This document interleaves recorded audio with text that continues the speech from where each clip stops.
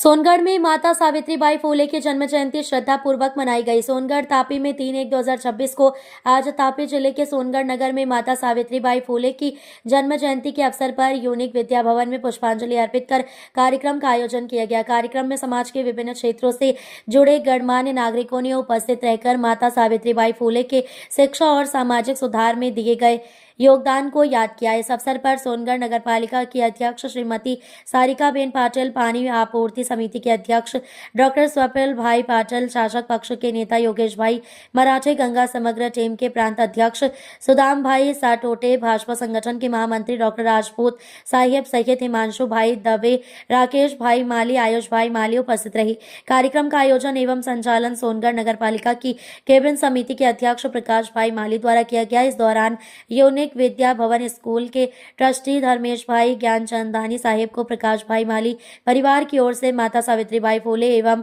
महात्मा ज्योतिराव फुले की प्रतिमा भेंट की गई।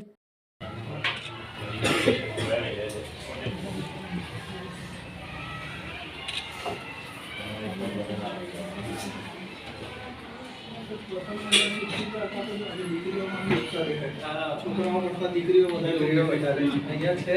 અહીંયા 25 દીકરીઓ છે અને છોકરાઓની સંખ્યા છે।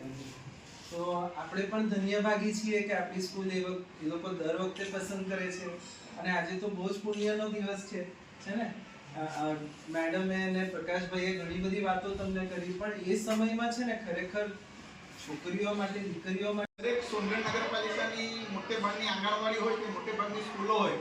ત્યાં મેં માતા સાવિત્રીબાઈ ફુલે અને મહાત્મા જ્યોતિબા ફુલેજીની પ્રતિમા મેં દરેક સ્કૂલમાં કે આંગણવાડીમાં ભેટ આપી છે। તો હું આજે યુનિક વિદ્યા ભવનના આચાર્ય શ્રી ધર્મેશભાઈને પણ મારી એવી ઈચ્છા છે કે હું એમને પ્રતિમા આપું ને તેઓ પણ સ્કૂલમાં એમની એવી જગ્યાએ મૂકે કે કોઈ પણ એમને પૂછે કે વિદ્યાર્થીઓને પણ કંઈક ને કંઈક લાવે છે, વિદ્યાર્થીઓને માર્ગદર્શન આપે છે અને ખરેખર આજનો દિવસ મહત્વનો જ છે અને આજના મહત્વના દિવસે અહીં પધાર્યા અમને જે નોલેજ આપ્યું, બાળકોને જે સમજણ આપી, થેન્ક યુ સો મચ, આપનો ખૂબ ખૂબ આભાર। બીજું આજે આપણને ખરેખર ગર્વ થાય કે તે ટાઈમે જે માતા સાવિત્રીબાઈ ફુલે જે શિક્ષણ માટે આઓને કે દીકરીઓને જોઈ શકીએ છીએ કે આજે કેટલું ઊંચું શિક્ષણ મેળવી રહી છે। બીજી વાત કરું તમને કે જ્યારે માતા સાવિત્રીબાઈ કિચડો ફેંકી દેતા હતા કે ના આ ત્યાં શિક્ષણ મેળવવા માટે ના જવી જોઈએ, તો માતા એમની જોડે સાથે એક્સ્ટ્રા બીજી એક સાડી લઈને જતા કે ભાઈ કઈ વાંધો નહીં, આ લોકો ભલે મારા ઉપર કાદો કિચડ ફેંકતા, હું એમાં જઈશ, ત્યાં જઈને એમના પાછો ડ્રેસ ચેન્જ કરીને સાડી ચેન્જ કરીને પણ ત્યાં જોઈ શકીએ છીએ કે જ્યારે એમણે એટલો બધો કષ્ટ વેઠ્યો હોય તો આજે આપણે શિક્ષણ મેળવી